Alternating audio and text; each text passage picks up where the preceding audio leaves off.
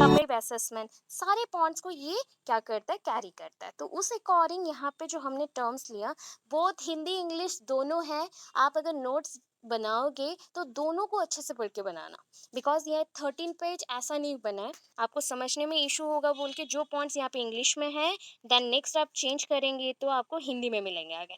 ठीक है, cognitive domain को हमने हाईलाइट किया है। कॉग्निटिव डोमेन के साथ हाईलाइट करेंगे और भी कुछ पॉइंट्स को, that is the formative and the summative one. And all round development of a child, बच्चों का सर्व जो ज्ञान है, सर्व ज्ञान है और सर्व जो डेवलपमेंट होता है, दैट मीन्स चारों तरफ से आपका ग्रोथ करवाना है या फिर डेवलपमेंट करवाना है। हम उस ऊपर में मतलब उसके ऊपर काम करेंगे, उस पॉइंट के ऊपर काम करेंगे यहाँ पे। तो सीसी बहुत ही अच्छा टॉपिक है, ऐसा नहीं है कि हम बोलेंगे कि इम्पोर्टेंट टॉपिक नहीं है। अगर पढ़ोगे तो यहाँ पे देखो क्या क्या है, डायग्राम से स्टार्ट कर रही हूँ। So first of all, CCE. CCE is also known as CCA. CCA. Okay. First of all CCE का फुल फॉर्म होता है कंटिन्यूअस कंप्रीहेंसिव इवैल्यूएशन। एक सी से आप कंटिन्यूअस लिखेंगे और एक सी से आप कंप्रीहेंशन लिखेंगे। अभी देखो इवैल्यूएशन ना कॉमन है। पहले के टाइम पे क्या था, जब हम एजुकेशन सिस्टम में थोड़ा सा बिल्ड होना स्टार्ट किए, दैट मीन्स फाउंडेशन हमारा बन गया from the British education system, तो उस पॉइंट पे आया CCE, that is the evaluation system. और एग्जामिनेशन मूल्यांकन इस पॉइंट पे आ गया हम।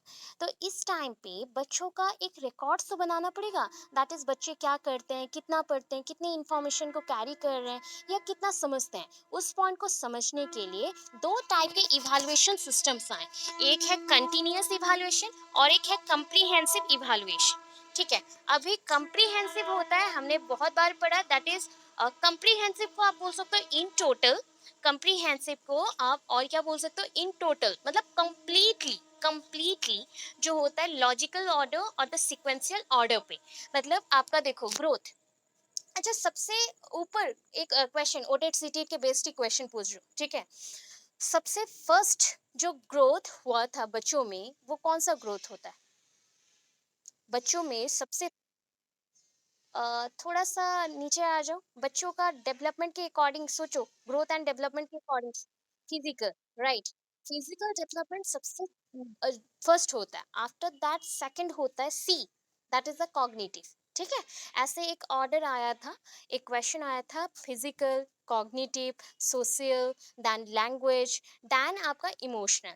तो ये जो सीक्वेंस मैंने अभी बोला ना, ये सीक्वेंस में ही आपका ऑर्डर डेवलप्ड होता है, मतलब आपके बॉडीज में डेवलपमेंट होता है इसी ऑर्डर के अकॉर्डिंग। फर्स्ट आएगा फिजिकल, एक छोटा बच्चा जब ग्रोथ कर रहा है, दैट मीन्स बाय बर्थ, जब वो अर्दन हो गया, दैट मीन्स वो दुनिया में आ गया। सो उस पॉइंट पे बच्चे का ओनली वेट इंक्रीज करता है, डे बाय डे वो खाएगा, ओनली ग्रो करेगा। खाना जितना वो फीड करेगा उतना ही वो ग्रो करेगा। उसका दिमाग या कॉग्निटिव लेवल को आप तब तक एग्जामिन नहीं कर सकते, बिकॉज वो बोल नहीं सकता या समझ नहीं सकता, छोटा है। ठीक है, सो फिजिकल डेवलपमेंट मस्ट होता है, वो फर्स्ट पॉइंट पे आएगा। सेकंड पॉइंट में मैंने बोला कॉग्निटिव। कॉग्निटिव क्यों सेकंड पॉइंट पे है? बिकॉज आफ्टर फिजिकल ग्रोथ, जब बच्चा डेवलप हो जाता है और ऑल अबाउट 4 to 5 मंथ्स का हो जाता है, तो बच्चे का ग्रोथ होता है कि उसके जो आईज मूव करते रहते थे वो भी स्टैंड हो गया। आफ्टर दैट बच्चे लिंक करना स्टार्ट करते हैं कि कौन सा ऑब्जेक्ट क्या है, कौन से ऑब्जेक्ट से साउंड आ रहा है, वाइब्रेशन हो रहा है, या फिर मदर कौन है, फादर कौन है। ये इंफॉर्मेशन एक फैक्चुअल नॉलेज जैसा है, मतलब यहाँ से आपको इंफॉर्मेशन मिल रहे हैं कि हमें ज्ञान हो गया कि हमारे पापा कौन है, हमारे माँ कौन है, या फिर हमारे आसपास कौन रह रहा है, थोड़ा बहुत। क्योंकि बच्चों को ये ज्ञान होना जरूरी है कि उनके मदर कौन है, अदरवाइज वो मदर से कैसे होंगे, पहचान नहीं पाएंगे ना, मदर को पहचान नहीं पाएंगे, इस वजह से। तो फर्स्ट पॉइंट होता है फिजिकल, देन ग्रोथ होता है आपका कॉग्निटिव पॉइंट पे। उसके बाद बच्चों का ग्रोथ का मिक्सिंग टाइप स्टार्ट होता है। मिक्सिंग टाइप मतलब जैसे बोल सकते हैं ना, एक पॉइंट पे अगर थोड़ा ज्यादा हो गया तो और एक पॉइंट पे थोड़ा सा कम। सो वैसे टाइप में दो तीन चीजें आती हैं at a time, that is a social, language and emotional. ठीक है, social, language and emotional. And side by side और एक चीज स्टार्ट होगा, that is the moral. Moral actually start होता है बच्चों के अंदर 1.5 ईयर के बाद, बिकॉज बच्चों को समझ नहीं आता है कि उनको कौन सा चीज करना चाहिए, कौन सा चीज नहीं करना चाहिए। तो मोरल वैल्यूज को क्या करेंगे लेके, सो बच्चों को बाद में समझाना है मोरल के ऊपर, बट उससे पहले सोशल। बिकॉज जब वो आ गया एंड थोड़ा बड़ा हो गया, उसको सब अपने साथ लेके घुमाते हैं, ये करते हैं वो करते हैं, तो ये सोशल नेचर है, सोशल बिहेवियर वो लर्न करना स्टार्ट किया। आफ्टर दैट उसके साथ एडिशन कौन होगा?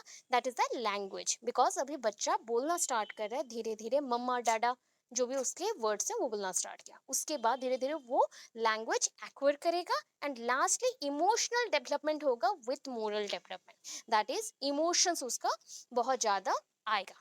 दैट इज कौन सा इमोशंस कहाँ शो करना है। अगर मम्मा उसके पास नहीं है तो वो रो देगा, अगर मम्मी के साथ वो कहीं जा रहा है तो वो बहुत हैप्पी है, कोई चीज़ उसको पसंद है वो उसको मिल जाता है तो बहुत हैप्पी हो जाता है। ये सारे पॉइंट से आप समझ लो, तो ये सारे ऑलराउंड डेवलपमेंट है। ठीक है, आपको ओटेट सीटेट के बेस भी एक क्वेश्चन मैंने बता दिया, ये 1 मार्क का है। एंड ऐसे टाइप के क्वेश्चन बहुत बार आते हैं, एंड ये कंपलसरी पॉइंट पे है कि ओस्टेट में हो या ओटेट में हो या सीटेट में, कहीं ना कहीं तो ये क्वेश्चन आपको मिल जाएगा। ठीक है, उस पॉइंट पे यहाँ पे देखो, यहाँ पे अभी आपको पॉइंट मिला, that is a comprehensive evaluation. Comprehensive evaluation में क्या मेंशन हुआ? All round development of a child personality. बच्चों का पर्सनालिटी यहाँ पे हम चेक कर रहे हैं। पर्सनालिटी, अच्छा बच्चों का पर्सनालिटी, अच्छा what do you mean bye personality? इसको अगर ब्रेक करके समझाओ तो मुझे, इसी वर्ड को खाली ब्रेक करके समझाओ। पर्सनालिटी को अगर ब्रेक करेंगे तो क्या मिलेगा? राइट, ये पर्सन का एबिलिटी, दैट मीन्स वो कौन से टाइप के एबिलिटीज को कैरी करता है। सो बच्चों का पर्सनल एबिलिटी, बिकॉज बच्चे भी एक एक पर्सन है, तो उनका जो पर्सनल एबिलिटीज है उसको अगर हम चेक करते हैं, तो एक एबिलिटी तो आपको हर दिन नहीं मिल रहा है ना। सपोज मुझे डांस भी आता है, तो मुझे आज मूड है मैं आज डांस करूंगी, कल मुझे ड्राइंग का मूड है तो मेरा कल का एबिलिटी है ड्राइंग करना, परसों मुझे मिक्सिंग टाइप का कुछ एबिलिटी मिल गया, दैट इज मुझे सिंगिंग करना पसंद है एंड मुझे लिरिक्स लिखना भी पसंद है।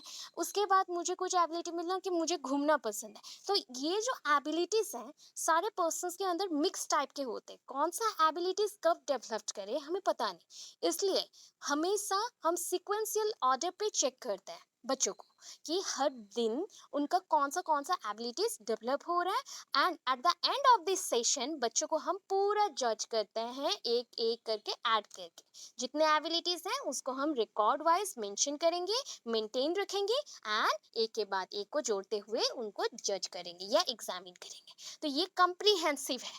ठीक है, इसको हम कंप्रीहेंसिव बोलते हैं। अगर हम कंटिन्यूअस पे आते हैं, कंटिन्यूअस तो आप जानते हो हर एक दिन करना, प्रतिदिन जो आप परीक्षाएं लेते हो या एग्जामिन करते हो, मतलब एवरीडे बेसिस पे जो भी एग्जामिन होता है या फिर इंफॉर्मेशन आप देते हो, उसके बाद ओरल अप्रोच के अकॉर्डिंग आप उसको ओरल टेस्ट करते हो, ये सारे पॉइंट्स जो हो गए कंटिन्यूअस। ठीक है, अभी कंटिन्यूअस में अगेन टू पॉइंट्स है, टू पॉइंट्स है। देखो, कंटिन्यूअस इवैल्यूएशन, अच्छा what do you mean by evaluation? Evaluation and S, अच्छा क्या बोले आप, फिर से रिपीट करिए थोड़ा प्लीज।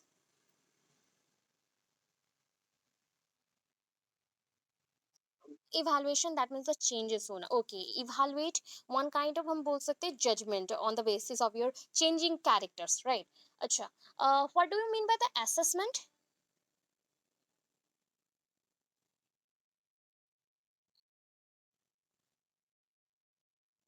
अच्छा, तो क्वालिटीज डिजाबिलिटीज इसको हम चेक करते हैं, तो qualities and disabilities, these are characteristics of a person or not?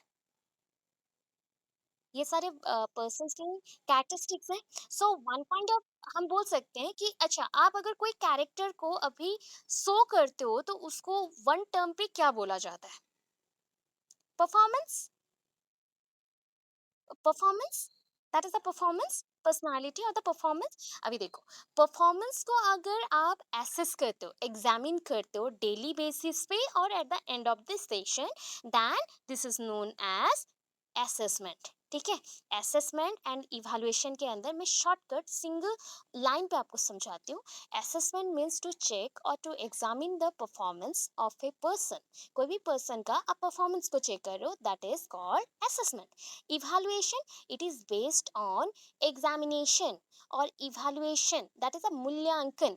मूल्यांकन कब करते हो? किसी बच्चे को आप जज करते हो तभी जाके, मतलब it is one kind of judgemental type procedure.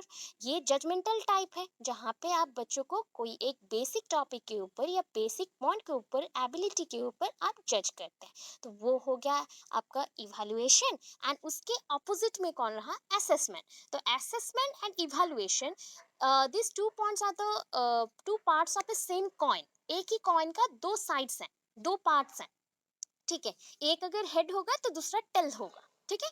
अगर असेसमेंट करना हो तो इवैल्यूएशन मस्ट चाहिए। किसी बेसिस पे मैं आपको जज करना चाहती हूँ, तो जज करने के लिए मुझे आपको कुछ पॉइंट पे तो एग्जामिन करना पड़ेगा ना। आफ्टर दैट मैं जज करूंगी एंड उसके बाद परफॉर्मेंस को देखने के बाद मैं फीडबैक दूंगी। तो ये जो टोटल प्रोसेस है ये इंक्लूड करता है बोथ चीजों को, that is evaluation plus assessment. Evaluation plus assessment. तो इस चीज़ों को देखो, यहाँ पे दो पार्ट में हम बच्चों को इवैल्यूएट कर सकते हैं। So first one is the continual aspect. Continual means continuously कर सकते हैं, एवरीडे के बेसिस पे। अच्छा, एवरीडे के बेसिस पे आप कौन से टाइप का एग्जामिनेशन करते हो बच्चों को?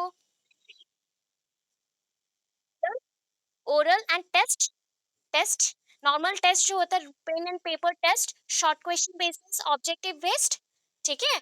जो भी pen paper test, short question हो गया, फिल इन द ब्लैंक्स हो गया, कॉलम मैचिंग हो गया, या oral test, mock test, etcetera. तो ये सारे पॉइंट्स आते हैं आपका कंटिन्यूअल एस्पेक्ट पे। अगर पीरियोडिसिटी हो गया, अच्छा what do you mean bye periodicity? अभी आपको केमिस्ट्री वर्ड पीरियोडिक टेबल नहीं बताना है। पीरियोडिसिटी मीन्स क्या है?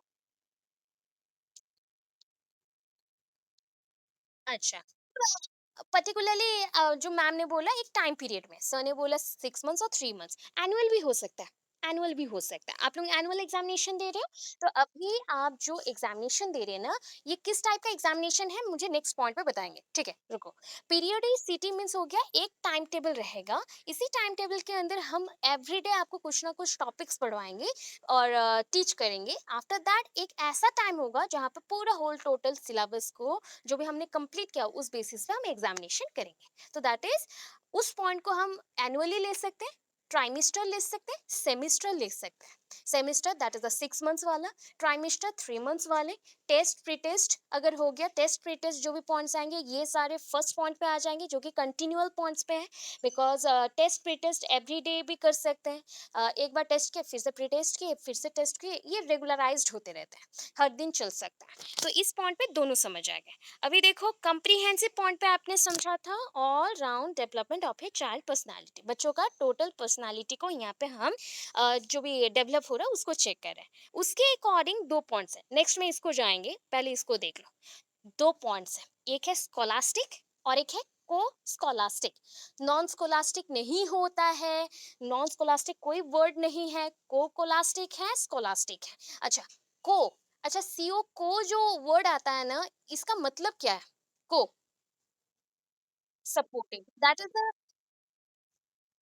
हाँ, किसी को साथ में लेकर जाना या ऑनगोइंग प्रोसेस को कंटिन्यू करना, ऐसा आपने बोला, मतलब सपोर्टिव आप बोल सकते हो, साइड बाय साइड जो मूव करता है, जस्ट लाइक कॉलीग। हमारे जो कलीग होते हैं या कॉलीग हम लोग बोलते हैं जिसको भी, को वर्कर, को फाउंडर, को वर्कर ऐसा आप लोग मेंशन करते हैं, ओके। तो यहाँ पे को वर्ड हो गया स्कॉलास्टिक। अच्छा पता है ये जो स्कॉलास्टिक टर्म है ये स्कूल से आया है, ठीक है। ग्रीक में, ग्रीक जो वर्ड है स्कूल का, वो उसका मतलब होता है, ग्रीक में बताया गया स्कूल को one kind of leisure period, ठीक है। एक ऐसा टाइम पीरियड जिसको हम स्टडी मटेरियल्स को दे के बच्चों को यूटिलाइज करने के लिए बताते हैं। तो लीजर पीरियड को, पहले के टाइम पे तो बच्चे बहुत फ्री रहते थे, बच्चों को पढ़ना नहीं पड़ता था, तो बच्चों को पहले पाठशाला भेजा गया। उसके बाद बच्चों को कुछ कुछ टाइम पीरियड तक रखा गया। उसके बाद बच्चों को सब्जेक्ट मैटेरियल्स दिया गया कि इस बेसिस पे तुमको पढ़ना है। तो वो धीरे धीरे डेवलप हो गया, एक एरिया वाइज कन्फाइंड हो गया, एक जोन वाइज, उसके बाद एक स्कूल बन गया। तो पहले के टाइम पे इसको ग्रीक वर्ड में बोला जाता था स्कोल, स्कोल, स्कूल से आया, जो भी स्कूल के विद इन एक्टिविटीज होता है जैसे कि स्टडीज और different type of activities related to test examination और एबिलिटी मेकिंग और जस्ट लाइक डिफरेंट एबिलिटीज नहीं, लर्निंग एबिलिटीज ओनली, ये सारे अगर होते हैं तो उसको हम स्कॉलास्टिक मेंशन करते हैं। आपको सिंपल चीजें बोल दूं, स्कूल में जितने एक्टिविटीज होते हैं सबको मेंशन करिएगा, बट सब्जेक्ट रिलेटेड अगर एक्टिविटीज को हम छोड़ देते, दैट मीन्स स्कूल और सब्जेक्ट बेस्ड एक्टिविटीज को छोड़ के जो एक्स्ट्रा मेंशन होगा, दैट मीन्स जैसे कि सिंगिंग, गेमिंग और एक्स्ट्रा एनजीओ वर्क्स और जस्ट लाइक एनएसएस एटसेट्रा, जो भी एक्स्ट्रा है, डांसिंग करना, स्विमिंग करना, एक्स्ट्रा जो भी हो गया, दैट इज उसको किस में मेंशन करते हैं। अगर करिकुलम होता तो उसमें भी को करिकुलम एक्टिविटीज होता है कि नहीं, को करिकुलर एक्टिविटीज, तो यहाँ पे भी वैसा ही है, को स्कोलास्टिक। ठीक है, हो स्कोलास्टिक, ये आपका सपोज थिंक कर लो, ये सिलेबस बेस्ड एक्टिविटीज है, this is the syllabus based activities, and जो एक्स्ट्रा रह गए वो सारे हो गए को करिकुलर एक्टिविटीज और एक्स्ट्रा एक्टिविटीज। ठीक है, अभी देखो, अभी पूरा हमने सब्जेक्ट समझ लिया क्या क्या मैटर है। अभी नेक्स्ट पॉइंट पे आए कि यहाँ पे कंटिन्यूअल जो एक्सपेक्ट था, कंटिन्यूअल मीन्स हर दिन और 2-3 दिन छोड़ के या फिर थोड़े थोड़े इंटरवल में टेस्ट करना, बच्चों को कुछ समझ आ रहा है कि नहीं उसको चेक करने के लिए ओरल अप्रोच को यूज करना। आपको मैं बातचीत करते हुए सब कुछ पूछ लूंगी, डिस्कशन बेस्ड पे, डिबेटिंग बेस्ड पे, क्विजेस के बेस्ड पे कुछ भी जज करना, तो इसको बोला जाता है फॉर्मेटिव असेसमेंट और इवैल्यूएशन ड्यूरिंग इंस्ट्रक्शनल प्रोसेस, और that is called ongoing education system process. इसको बोला जाता है evaluation during ongoing education process, मतलब डेली रूटीन पे प्रतिदिन और नियमित परीक्षा करना और परीक्षण करना। ठीक है, नियमित परीक्षण को हम बोलते हैं फॉर्मेटिव, एंड उसके ऑपोजिट में कौन आएगा, जो कि एंड ऑफ दिस सेशन और 6 मंथ्स के विद इन और 3 मंथ्स के within, that is summative. को सबमिटिव क्यों बोला गया, देखो सम मेंशन है, sum means addition, addition of whole total. देखो एवरी डे फॉर्मेटिव हो रहा था, first formative, then second formative, third formative, fourth formative. Please mute your microphone, please mute your microphone, please mute your microphone.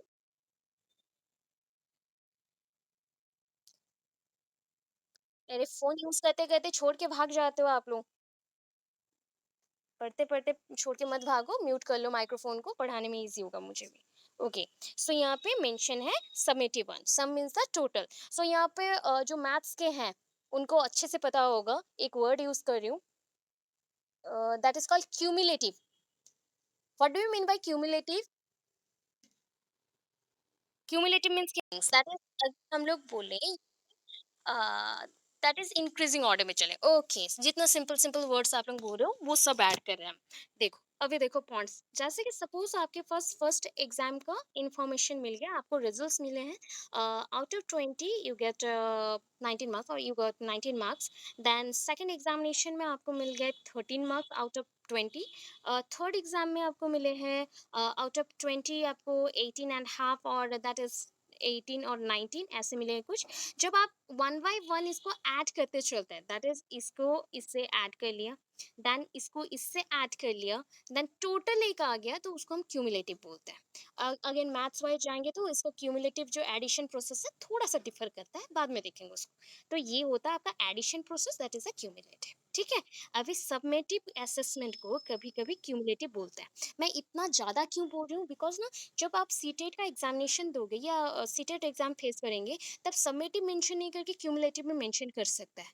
तो उस according हमें सारे ideas होने चाहिए कि क्यूमुलेटिव मीन्स होता है addition, summative means also addition. तो एडिशन वाइज जो एंड ऑफ दिस सेशन में एग्जामिनेशन हो, that is called summative assessment और द समेटिव इवैल्यूएशन। ओके, हो गया।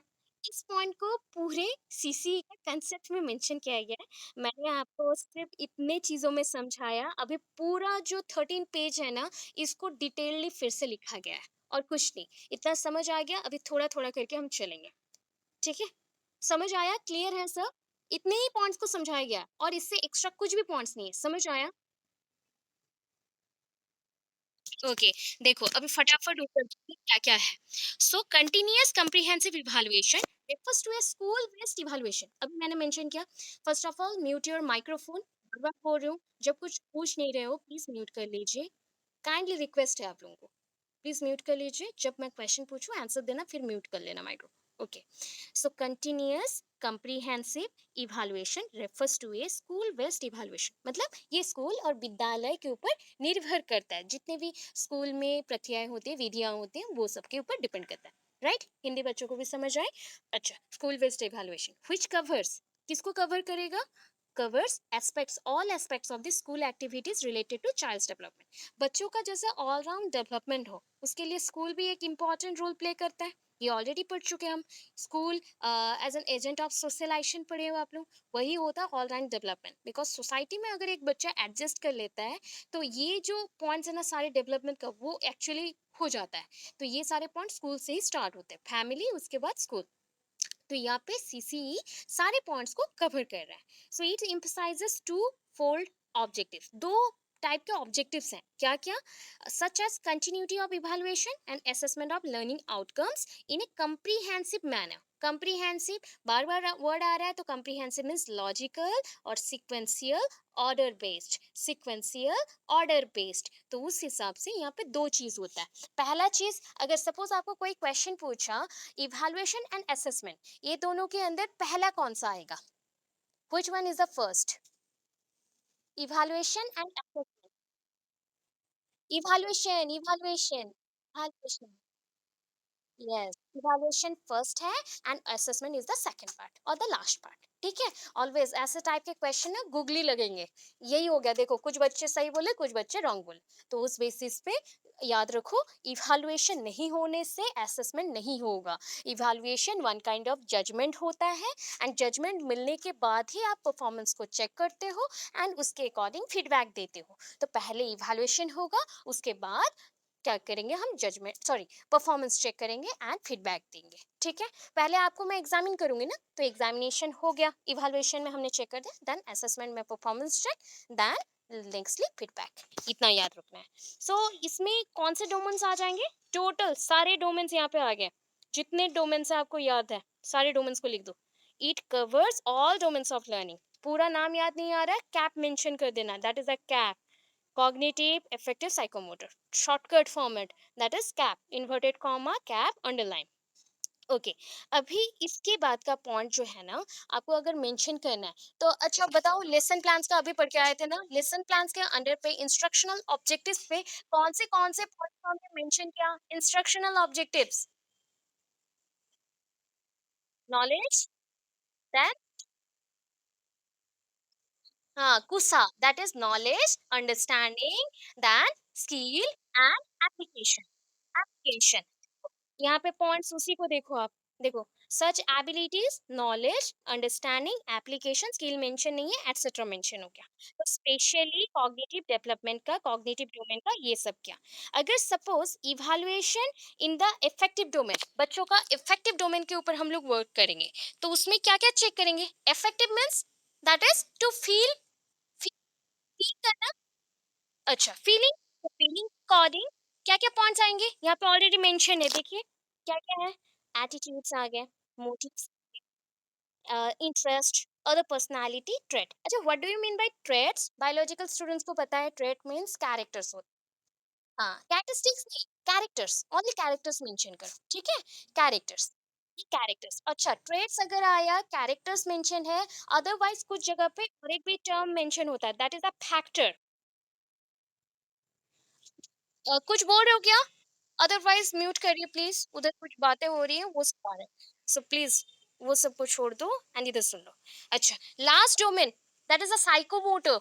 साइकोमोटर डोमेन को अगर इवैल्यूएट करते हैं, तो बच्चों का कौन से परफॉर्मेंस को हम चेक करेंगे? अच्छा, बॉडीली कौन से मूवमेंट्स होता है? बॉडीली कौन से मूवमेंट्स हैं? हैंड के मूवमेंट्स है, बॉडीली, हैंड, लेग्स। सो बच्चों का अभी स्कूल बेस्ड एक्टिविटीज में हैंड्स का मूवमेंट सबसे ज्यादा है, that is a handwriting. Handwriting. So बच्चों का हैंड राइटिंग कैसा है, प्रोजेक्ट्स मेकिंग कैसे कर रहे हैं, या फिर कंस्ट्रक्शन ऑफ डिफरेंट आइडियाज वो कैसे कर रहे हैं, तो वो सबको आप यहाँ पे मेंशन करेंगे। हो गया। चलो उसी चीज को यहाँ पे हिंदी में भी मेंशन है, सेम साइकोमोटर। देखिए साइकोमोटर डोमेन में मूल्यांकन में अपने हाथों का उपयोग करने के लिए शिक्षार्थियों के कौशल का आकलन करना शामिल है, जैसे लिखावट, निर्माण और परियोजनाओं में। ठीक है, परियोजनाओं में जो भी है कंस्ट्रक्शन पॉइंट्स को यहाँ पे हमने मेंशन किया, that is the assignment work, project work etcetera. तो ये सारी चीजों को मैंने हिंदी में भी दे दिया। अभी देखो मीनिंग ऑफ कंटिन्यूअस। अभी एक एक टर्म्स को ना डिफर करना है। कंटिन्यूअस मीन्स क्या है, दैट इज द रेगुलरिटी, जो रेगुलर बेसिस पे होता है, एवरीडे होता है। तो हिंदी में इसको बोलते हैं निरंतर। निरंतर जो हर दिन होता है। तो यहाँ पे आप इवैल्यूएशन हर दिन करेंगे, इवैल्यूएशन हर दिन करेंगे। अच्छा कौन से टाइप के इवैल्यूएशन करेंगे, अभी पढ़ के आए बताओ। दो टाइप के इवैल्यूएशन है, फॉर्मेटिव एंड सबमिटिव। सो एक हो गया आपका पीरियोडिसिटी के अकॉर्डिंग, और एक हो गया कंटिन्यूअल बेस्ड जो हर दिन होगा फॉर्मेटिव, और एक हो गया periodicity that is a submissive. ये सारे पॉइंट्स आप मेंशन करेंगे। कंप्रीहेंसिव, सर ने पूछा था कि मैम कंप्रीहेंसिव का मतलब क्या है। The term comprehensive that implies the evolution of learners performance is carried out in both scholastic and the को स्कॉलास्टिक एरियाज। मतलब ऑल राउंड डेवलपमेंट जो चेक कर रहे हो, ऑर्डरली सीक्वेंस को जो चेक कर रहा है उसको बताया गया। किस बेसिस पे, बिकॉज ये टोटल कंसेप्ट चल रहा है स्कूल बेस्ड एक्टिविटीज पे, तो इसलिए स्कॉलास्टिक एंड को स्कॉलास्टिक मतलब स्कूल बेस्ड एक्टिविटीज एंड को करिकुलर एक्टिविटीज जो एक्स्ट्रा करिकुलर एक्टिविटीज है उसके बेस्ड पे। हो गया। अभी हिंदी में क्या बोलते हैं, अगर आप लोग कंप्रीहेंसिव को देखते हो तो इसका शब्द का अर्थ है व्यापक, दैट मीन्स बड़े आकार से। बड़े आकार से आप जो जज करते हो या फिर मूल्यांकन करते हो दोनों क्षेत्रों में, दैट इज स्कॉलास्टिक भी को स्कॉलास्टिक भी, दोनों क्षेत्रों में आप देख रहे हो। अच्छा अभी नेक्स्ट देखो सीसीई की परिभाषा, दैट इज आपका, हम बोल सकते हैं ये जो पूरा कंसेप्ट है उसको बताया गया है। तो नेशनल पॉलिसी ऑफ एजुकेशन, अभी थोड़ा सा स्टोरी सुन लीजिए, क्योंकि इस बेसिस पे ओटेट एंड स्पेशली सीटेट, सीटेट पे ये क्वेश्चन आता है। So the national policy on education NP 1986। अच्छा एनपीई 1986 का एक इम्पॉर्टेंट ऑब्जेक्टिव बताओ जो कि 1992 1968 में नहीं हुआ है, या 19 बोल 2020 में भी नहीं हुआ। Yes, operation black board. ये सारा चीज़ों को मैं क्वेश्चन वाइज रिवाइज करवा रही हूँ जिससे आपको इंपॉर्टेंस पता चले। एंड ये सारा प्रिपरेशन भी है वन काइंड ऑफ सीटेड ओटेड के लिए, बार बार रिपीट हो रहा है तो आपको याद भी रहेगा। सो ये जो पॉइंट है यहाँ पे, एनपी सबसे फेमस पॉलिसी था एक, national policy on education, NP 1986, 86 68 नहीं कि 92 नहीं। ठीक है। तो इसने क्या किया, इन्होंने बोला कि comprehensive continuous evaluation और continuous comprehensive evaluation should incorporate, ये क्या incorporate करना चाहिए, both scholastic and non scholastic, both scholastic and non scholastic aspect of evaluation। मतलब दोनों क्षेत्रों में चेक करना है, बच्चों को टोटली कंप्लीटली इवेलुएट करना है, spread over the total span of instructional time. मतलब सपोज आपका इंस्ट्रक्शनल टाइम है आज का 6 घंटा, आप बच्चों के साथ स्कूल में 6 घंटे हो, तो 6 घंटे में बच्चों को आप पूरा कंप्लीटली जज करेंगे, कंप्लीटली जज करेंगे। तो ये होता है आपका point national policy of education के ऊपर। तो नेशनल पॉलिसी ऑन एजुकेशन को हिंदी में बोलते हैं राष्ट्रीय नीति, शिक्षा पर राष्ट्रीय नीति। ठीक है। उनके अकॉर्डिंग व्यापक को आप दोनों क्षेत्रों में यूज करके उसको इवेलुएट करेंगे, मूल्यांकन करेंगे। अभी देखो ये system of education and examination that teachers members of disadvantaged groups the requisite problem solving and analytical skills needed by the job market is vital। अच्छा ये पॉइंट्स को थोड़ा सा मैं इजी कर देती हूँ ताकि आपको इजीली समझ जाए। तो यहाँ पे दो तीन पॉइंट्स हैं। पहला पॉइंट ये आपको क्या बताता है, सीसीई आपको क्या बताता है, सीसीई टीचर्स अबाउट, कौन सा पॉइंट पे वो टीच करता है हमें, जो डिसएडवांटेज ग्रुप है, डिसएडवांटेज ग्रुप है। सो जो भी डिसएडवांटेज मीन्स ये सारे बीपीएल जो हम लोग बोलते हैं, बिलो पॉवर्टी लाइन जो भी रहता है, जो हमारा दारिद्र सीमा रेखा है उसके नीचे जो लोग रहते हैं, तो उनके लिए उनको हम डिसएडवांटेज ग्रुप बोल सकते हैं, या फिर जो डिजेबल्ड हैं, या फिर वुमेंस को भी पहले के टाइम पे डिसएडवांटेज ग्रुप में रखा गया था, S T S C women's. And उसके अकॉर्डिंग अगर हम उनका डेवलपमेंट करना चाहते हैं, उनको कम्प्लीटली डेवलपमेंट करना चाहते हैं, तो सी एक इम्पॉर्टेंट चीज़ है, क्योंकि इसके थ्रू जॉब का प्रायोरिटी और भी ज़्यादा बढ़ जाता है।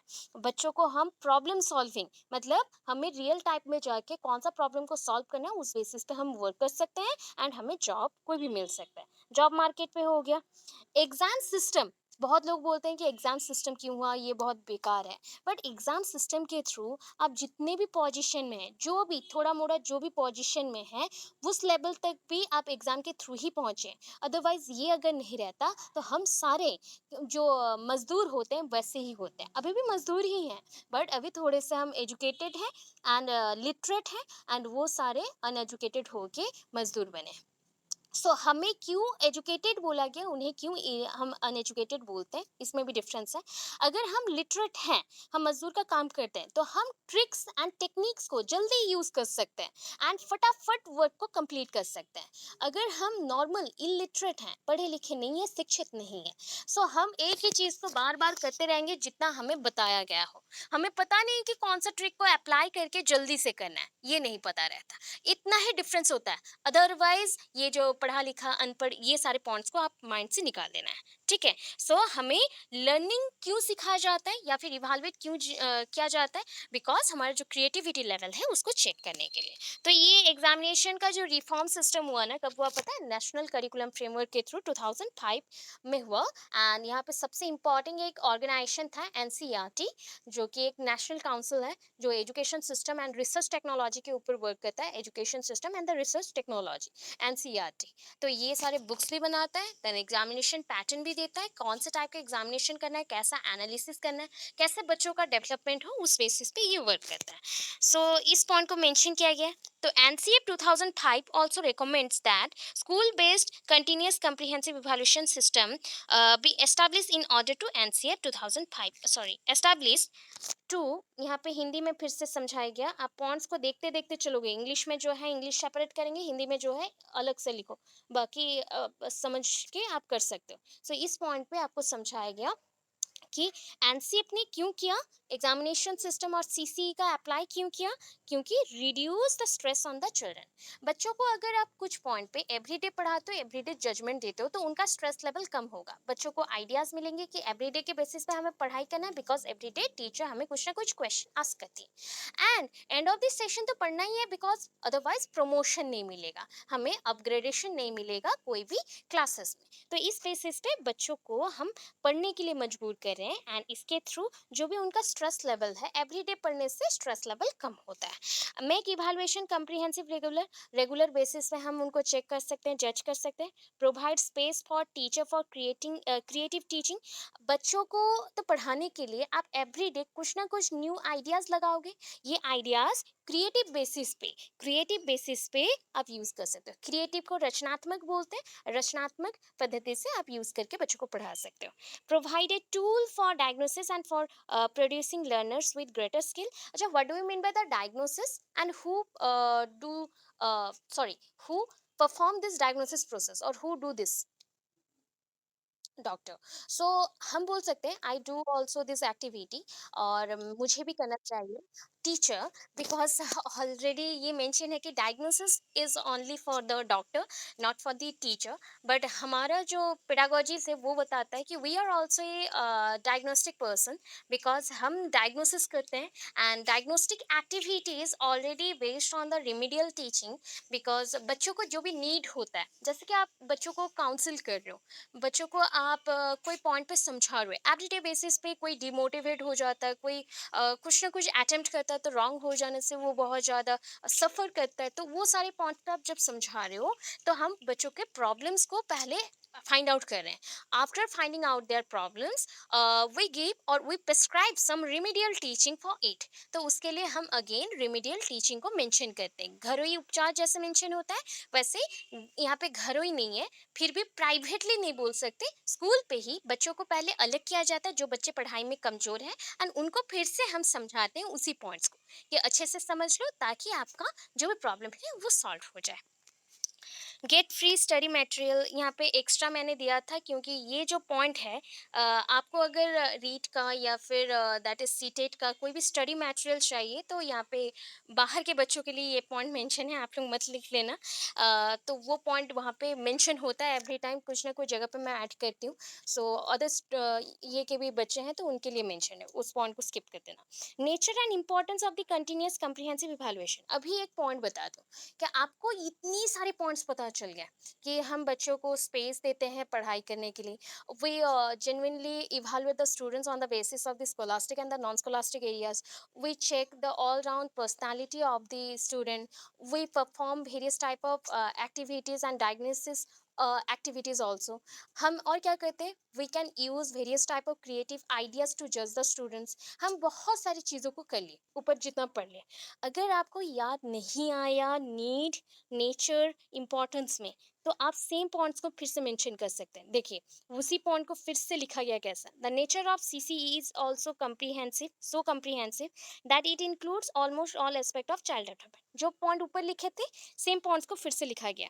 बच्चों का कौन से पॉइंट को हम चेक कर रहे हैं, स्कॉलास्टिक एंड को स्कॉलास्टिक, तो मैंने वही दिखाने के लिए आपको बताया कि सारे पॉइंट्स अभी सेम आएंगे और कोई डिफरेंट नहीं है, इतना में स्टेप्स कंप्लीट हो गया, बार बार अभी रिपीट होगा, सेम पॉइंट को हम ओनली रिपीट करने वाले हैं और कुछ नहीं। नेक्स्ट है वही एनसीएफ का पॉइंट है, तो एनसीएफ का फिर से मेंशन हो गया।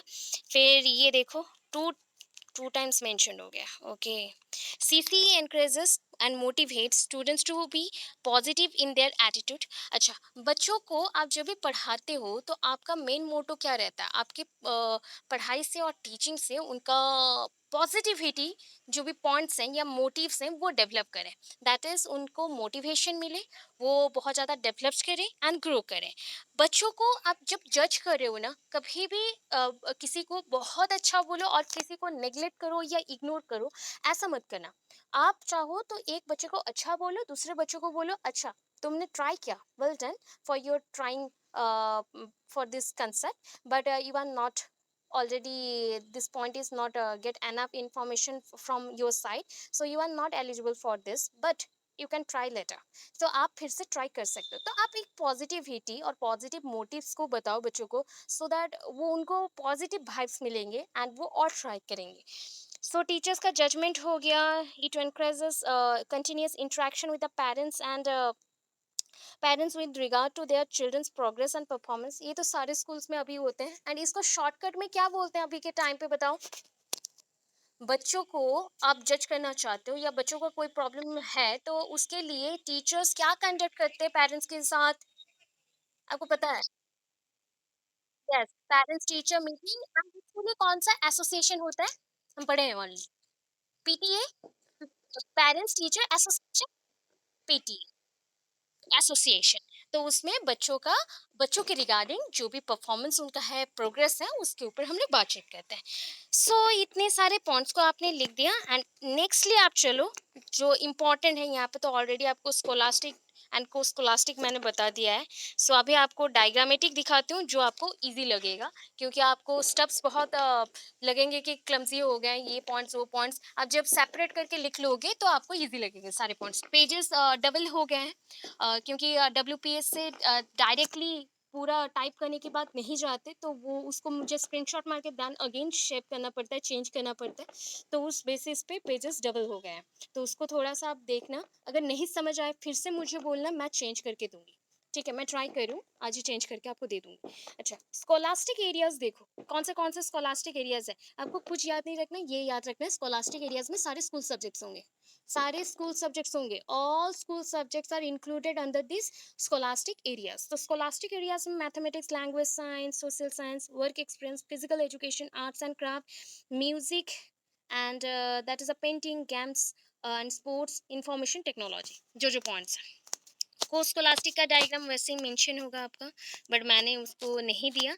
को स्कोलास्टिक का आप ऐसे डायग्राम मेंशन कर सकते हैं। अच्छा, को स्कोलास्टिक में आप क्या क्या लिख सकते हैं बताओ, जो चीज़ पढ़ाई नहीं होता है बट इम्पॉर्टेंट है, स्कूल्स में होता है perform, personal development or develop, हाँ, co-curricular activities, it includes which portions or what sorry what portions, In which area the teachers already worked or already try to work to develop their personality? कौन से area पे work करेंगे? को curricular activities में क्या क्या आते हैं? बताओ बताओ बताओ, आप लोग जानते हो, सारे जानते हो। अच्छा, मुझे अगर लैंग्वेज डेवलपमेंट करना पड़े तो स्कूल्स में क्या प्रोग्राम्स होते हैं लैंग्वेज डेवलपमेंट के लिए? Word games. जितने पॉइंट्स आपको, हाँ, आपको ये पॉइंट्स लिखना बाउंड नहीं है, मेरे पॉइंट्स लिखने पड़ेंगे, कोई बाउंड नहीं है।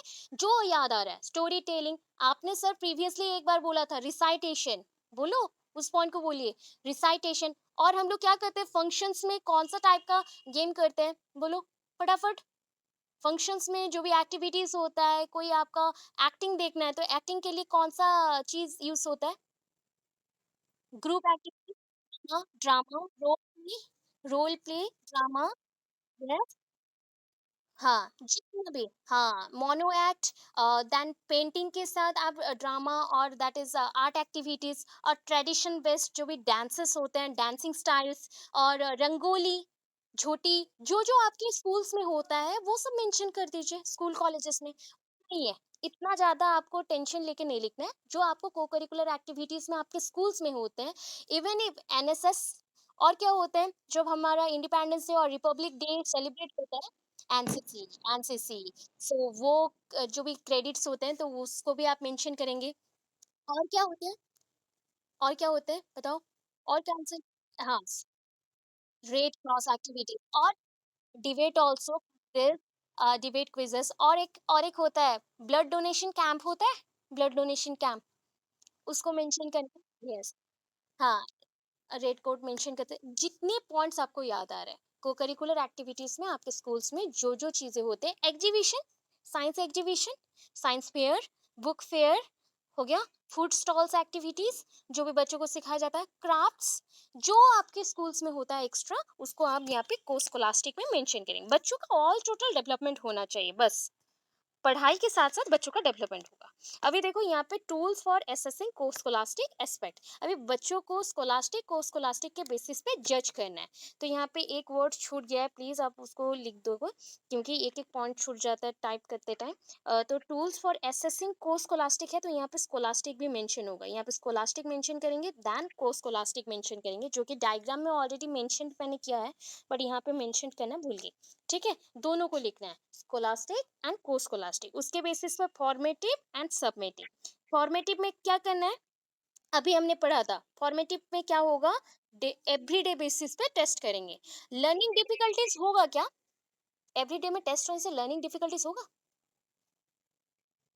No, no. सो ये पॉइंट पे उसको आप मेंशन करेंगे, तो इम्प्रूव देयर आइडियाज, क्या क्या हो सकता है इसके थ्रू, अगर एवरीडे आपका टेस्ट होगा, improve your ideas, improve your interest, improve your attention, creativity, and all together your all the activities that is related to social development। आपके social development के related जो जो चीजें चाहिए, सब कुछ इससे possible होगा, without any difficulties। तो इसमें intervals नहीं रहते। इवन इफ कल टेस्ट हुआ या फिर आज टेस्ट हुआ, उसके बाद बच्चों को हम जो भी टेस्ट कर लिए उसके अकॉर्डिंग रिजल्ट्स दे दिए, आफ्टर दैट पेरेंट्स को सेंड करते हैं क्या, एक रिपोर्ट। सो उसमें क्या होता है, वन काइंड ऑफ फीडबैक हम मेंशन करते हैं उनके बच्चों के परफॉर्मेंस के बेस्ट, एंड उनको बोलते हैं साइन करके ले आना। तो इस बेसिस पे हम वन काइंड ऑफ इंटरेक्शन भी रख रहे हैं बच्चों के पेरेंट्स के साथ, एंड बच्चों का रेगुलरिटीज पे टेस्ट भी हो रहा है, तो उनका डिफिकल्टीज को हम धीरे धीरे रिड्यूस कर रहे हैं। तो अभी चलते हैं थोड़ा सा हम सबमिटिव में। अगर देखो सारे पॉइंट्स समझ नहीं आए, क्या क्या एग्जाम्पल्स हो सकते हैं या टूल्स एंड टेक्निक्स हो सकते हैं, फॉर्मेटिव में इतने सारे मैंने एग्जाम्पल्स दिए हैं, सबमिटिव में देखो कितना सा है, क्योंकि eight the end of this session जब टेस्ट होता है, तो अच्छा, आपका क्वेश्चन पेपर में कौन सा टाइप के क्वेश्चंस होता है, क्योंकि वो तो eight the end of this session होगा, मल्टीपल चॉइस, इसको मैंने, अच्छा, अच्छा, इसको मैंने आपको इजी इजी पॉइंट्स में और भी बोला था, दैट इज जब मल्टीपल चॉइस क्वेश्चन और कॉलम मैचिंग और ट्रू फॉल्स और फिल इन द ब्लैंक्स ऐसा मेंशन्ड है, तो उसको हम क्या बोलते हैं, that is very short answer type question और ऑब्जेक्टिव टाइप क्वेश्चन। ऑब्जेक्टिव और वेरी शॉर्ट में आपको उसको रखना है, एंड उससे ऊपर अगर वन लाइनर हो या टू लाइनर्स हो, उसको आप क्या किस में रखेंगे, वन लाइनर हो तो वेरी शॉर्ट में रखेंगे, टू लाइनर्स हो तो किस में रखेंगे, टू लाइनर्स हो short, short answer type question, and अगर lengthy हो that is a long answer type question, that is ऐसे type question. तो समेटिव में बच्चों को हम रिटन एग्जाम करते हैं, एंड यहाँ पे इंफॉर्मेशन भी आपको अंदर भी नहीं पढ़ना है, डायग्राम्स ओनली एग्जाम के टाइम देख के चले जाओगे ना, पूरा कंप्लीटली आपको समझ आ जाएगा, अंदर नहीं पढ़ो चलेगा, आपको इन्फॉर्मेशन पूरा मिल गया. Eight the end of this session और एंड ऑफ टर्म, टर्म कब खत्म होता है, पूरा आपका कंप्लीट हो गया, पूरा क्लासेस कंप्लीट, सिलेबस कंप्लीट, जो भी एक्टिविटीज है कंप्लीट, तो एंड ऑफ द सेशन में और एंड ऑफ द टर्म में हमें अभी एग्जामिन करना है, तो इस बेसिस पे हम एग्जामिन करेंगे. अभी इसमें क्या है, फॉर्मेटिव असेसमेंट है, ये तो फ्लेक्सिबल टाइमिंग है, इसका लिए पर्टिकुलर कोई टाइमिंग नहीं है. तो टूल्स के लिए क्वेश्चंस, ऑब्जर्वेशन, इंटरव्यू शेड्यूलिंग और interview schedule, checklist, rating scale, anecdotal records, ये जितने भी पॉइंट्स है ना, document analysis, test inventories, portfolio analysis, ये जितने भी चीजें हैं, बच्चों के रिकॉर्ड्स को हम चेक करते हैं. क्या होता है, आज मैंने टेस्ट लिया, उसको मैंने मेंटेन करके रखा, कल मैंने टेस्ट लिया, तो उसी रिकॉर्ड में बच्चों का हम मेंटेन करके रखेंगे कि ये पॉइंट यहाँ पे है. नेक्स्ट डे अगेन हुआ, नेक्स्ट डे का मेंशन होगा, या फिर 2-3 दिन छोड़ के फिर से हुआ, मेंशन होगा. तो ये जो बाय वन मेंशन करें, that is a records. Yes, बोलिए.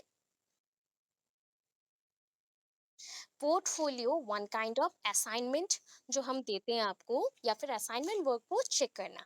यहाँ पे भी बच्चों का ऑल राउंड डेवलपमेंट को ही आप चेक कर रहे हो, बट उनकी यूनिक आइडियाज को आप रिकॉर्ड्स बना रहे हो. रिकॉर्डिंग करना कोई भी चीजों को, बट ओनली यूनिक आइडियाज को. ऐसा नहीं है कि आपके आइडियाज किसी और के आइडियाज के साथ मैच करेंगे, या फिर मैच नहीं भी कर सकते हैं.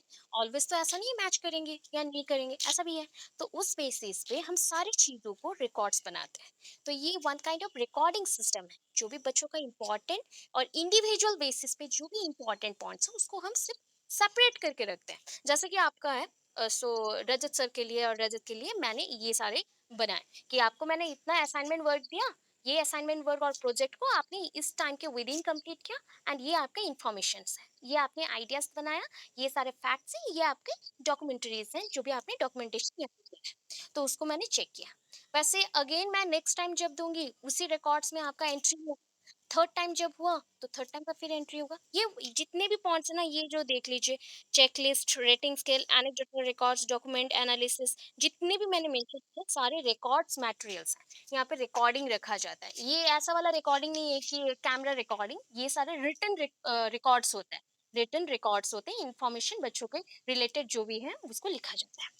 अच्छा, टेक्निक्स में देखिए, टेक्निक्स में क्या क्या है, एग्जामिनेशन करेंगे, assignment, quizzes, collections, projects, debates, elocutions. That means मैं आपको छोटे छोटे कुछ एक्टिविटीज दूंगी, एंड उसको आप परफॉर्म करेंगे. द वो हो गया वन काइंड ऑफ एलोक्यूशंस, इसको आप परफॉर्म कर सकते हो, स्पीच दे सकते हो, डिबेट कर सकते हो, कुछ भी, ये छोटे छोटे पॉइंट्स में होंगे. Then group discussion, club activities, club that is a social club और द इको क्लब, जहाँ पे बच्चे एक साथ मिलके एनवायरनमेंट के लिए बहुत सारा काम करते हैं. एंड डेमोन्स्ट्रेशन, बच्चों को हम डेमोन्स्ट्रेट करेंगे, तो उसके बेसिस पे वो प्रैक्टिकल वर्ल्ड प्रैक्टिकल वर्क को परफॉर्म करेंगे, प्रैक्टिकल वर्क को परफॉर्म करेंगे. ओके, इतना समझ आया.